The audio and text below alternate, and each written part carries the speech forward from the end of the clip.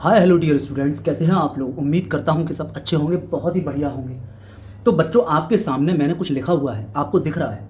और ये पिछली वीडियो में आपने देखा और मैंने उसमें समझाया था कि ax square plus bx plus C बच्चों क्या है। ये द्विघातीय बहुपद का सामान्य रूप है, जनरल रूप है, इसी शक्ल का होता है द्विघातीय बहुपद। इसमें a जो है वो जीरो नहीं हो सकता है।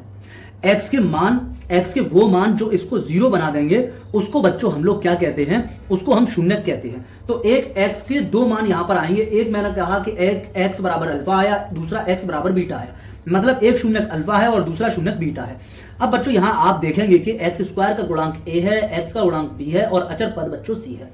तो बच्चों ये जो संबंध मैंने यहां पर लिखा है कि अल्फा प्लस बीटा बराबर माइनस बी बटे ए और अल्फा इंटू बीटा बराबर सी बटे ए, ये संबंध बच्चों कैसे आ रहा है, कैसे आया, ये बच्चों मैंने पिछली वीडियो में आपको समझाया है।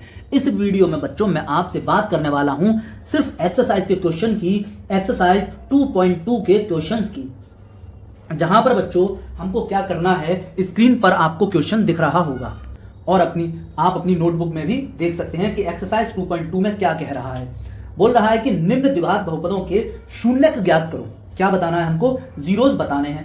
पहला काम तो यह हुआ कि हमको शून्यक पता करने हैं, जीरोस पता करने हैं। तो बच्चों पहला काम जो हमसे वो कह रहा है शून्यक पता करने का, जीरोस पता करने का, वो हम कर लेते हैं। तो क्या है बच्चों, x square minus 2x minus 8 में हमसे पहला काम बोल रहा है कि इसके शून्यक हमको पता करने हैं।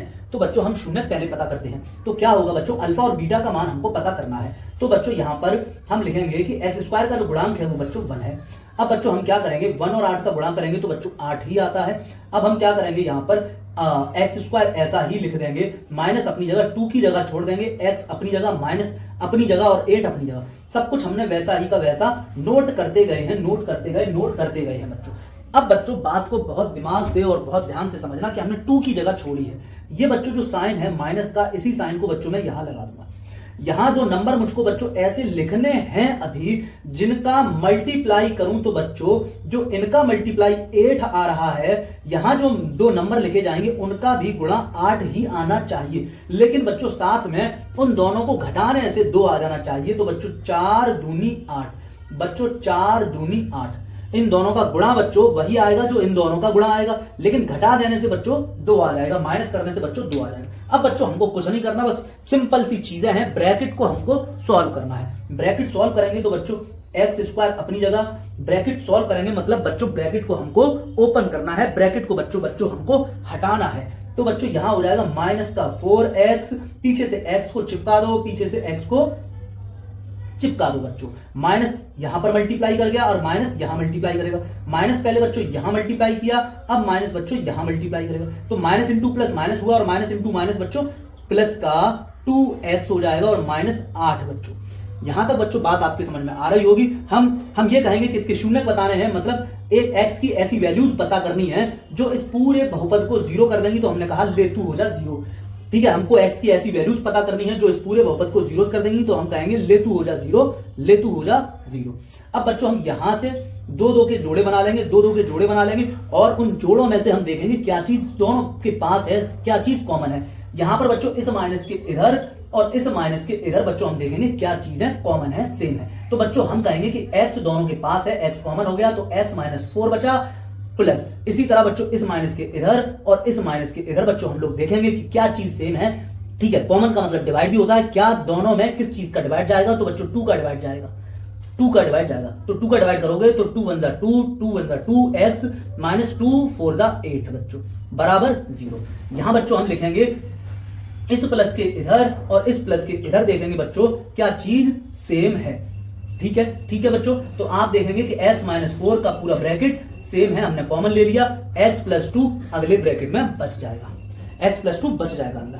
अब बच्चों आप देख पा रहे होंगे कि ये दोनों के दोनों, ठीक है, कैसे आ गए, लीनियर बहुपद आ गए, मतलब रैखिक बहुपद आ गए और दोनों गुणा के रूप में है, ठीक है। अब बच्चों आपको मैंने बताया है कि ये हमारा ये करना हमारे लिए जरूरी क्यों था।